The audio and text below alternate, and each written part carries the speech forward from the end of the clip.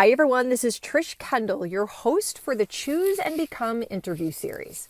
People around the world ask me to share more of my journey to enduring success, more stories, more of my lessons, more of my experiences. There's only so much I can share during an inspirational speech or while facilitating a workshop or even through blogs. So here you go. In these Trish Kendall Speaks episodes, I give you short, impromptu, candid, raw me. Come along with me as I continue my journey to enduring success. Hi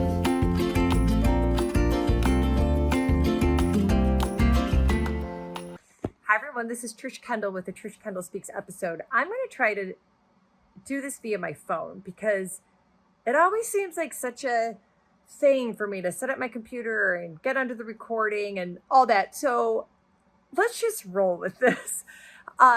You know that my TEDx talk is live. You can find it on YouTube, Trish Kendall TEDx. Just put that in the search. It will come up, or Google TEDx Trish Kendall. So it's on the TEDx Talks platform.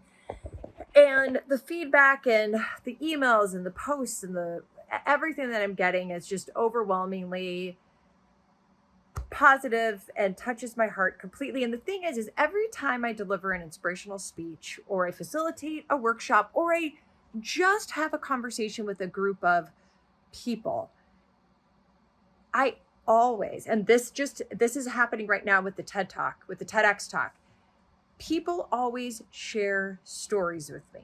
And there's usually something in my speech or in this aspect, the TEDx Talk, which is really a short version, that somebody can relate to. You know, perhaps they relate to addiction, not them, but a loved one or a colleague or someone. Many times people can relate to childhood abuse, specifically sexual abuse, and not sometimes it's the person that's talking to me. Sometimes it's the loved one or a friend of a person that is talking to me. Poverty, mental illness. This doesn't come out in my TED Talk, but when I deliver one of my inspirational speeches, I do share in all my blogs and content and all that. I do share my mom's struggle with mental illness, and she was bipolar and all those things. So people will relate. Many people relate to some of the things that I bring out. But it seems that everyone, at least that reaches out to me, everyone relates to the feeling of the loss of love or the withholding of love and the feeling of giving it and embracing it and what that means for them in their lives, what it has meant to withhold and what it has meant to give all. And in the end, that's my message. You know, my message is all around embracing our boundless capacity to give love and to receive love. I share the awful, difficult, traumatic parts of my story such that I can't relay the what without the why. So that's why I do that. And I'm just always, and even this morning I was going through my emails. I really try. I try to respond to everybody's email personally. I try to respond to everybody's post personally. I don't have somebody that does that for me. It is me. And, you know, I got an email this morning from someone and just sharing, something of connection around, you know, a loved one struggling with drug addiction. And one of the things that we were talking about back and forth is the change of the time in which that I was addicted to drugs back in the 90s.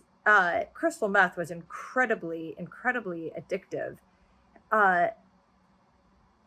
But what is happening today in the world right in front of us with heroin and opioids, it is more severe, and I think it's more accessible, and it is an absolute tragedy that's happening, and I feel grateful that this happened to me at a time when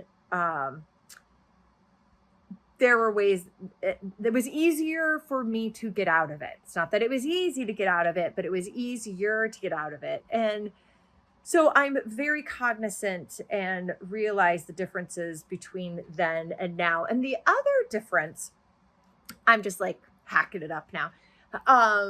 The other difference between then and now is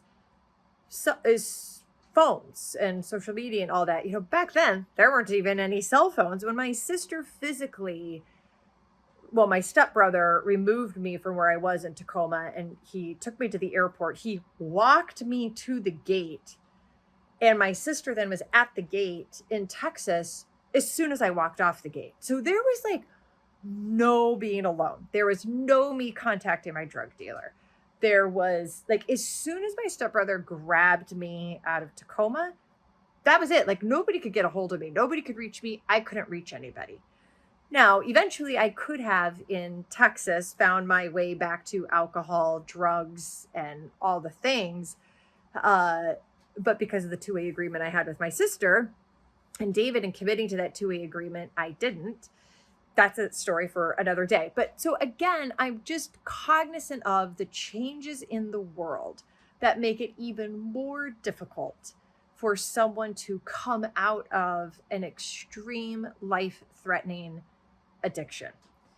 But it can happen. They can come out of it. And for you, if you're a loved one or a friend or a neighbor or community member or colleague, and you see and notice these changes or something happening, just don't stop giving them your love.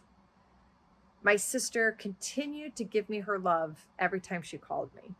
And then finally, on April 22nd, 1994, I chose to answer her call. I chose to accept the love that she gave. So I'm just filled up with so much. It's just so much, the stories and everything that I hear from everyone and their outpouring of appreciation and gratitude. And so I will just keep doing and keep going and keep sharing. For those of you who ask me for more stories, more candid stories, more rawness, more things that I can't fit into a blog or into a speech or into a workshop. This is why I have Trish Kendall Speaks. So informal, intimate, kind of spontaneous moments, because let's just call it for what it is. I'm sitting here by the fire trying to get some work done, but this is what's on my mind.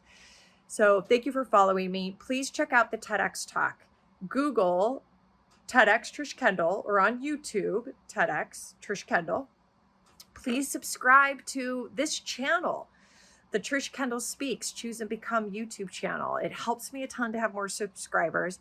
Share it with people. And thank you for being along this journey with me. Choose and become.